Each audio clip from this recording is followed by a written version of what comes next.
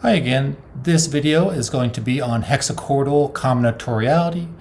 Even though this sounds scary, it's actually just exactly the same as was true for the last video. We're just going to be dealing with hexachords, which just makes them a little more unwieldy. However, let's go through the steps, which, like I said, are pretty much exactly the same as was true for the last video. I've given you P5, and of course you need to first make sure that both of these hexachords are the same prime form. I'll just tell you that they are, so let's not take time on that. So what I want to figure out, therefore, would be step 2, which would be how do I map these two hexachords onto each other. Really what you need to do now is put them in normal order, otherwise it's going to be too difficult. So go ahead and pause the video and put these two hexachords in normal order, and let's see what we get. Okay, here we go. This is the answer I got for the two normal orders. This is going to help us figure out how these map onto each other. So how do I map this onto this? Is it a transposition or inversion?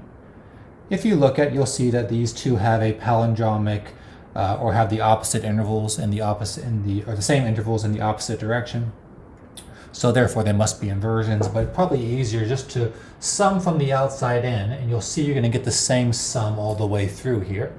So sum of 11, sum of 11, sum of 11, all the way through. Therefore, this is going to be T11I.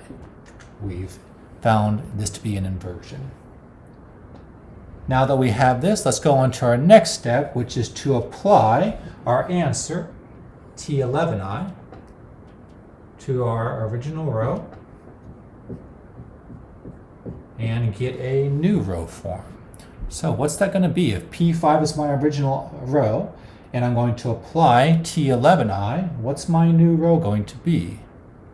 It's going to be I6, because I need to create the sum of 11 if it's an inversion. The in value is always the sum. All right, next step is to go ahead and write out I6. So let me erase this. You all can do this on your own while I'm doing it. I'm just going to create sums of 11.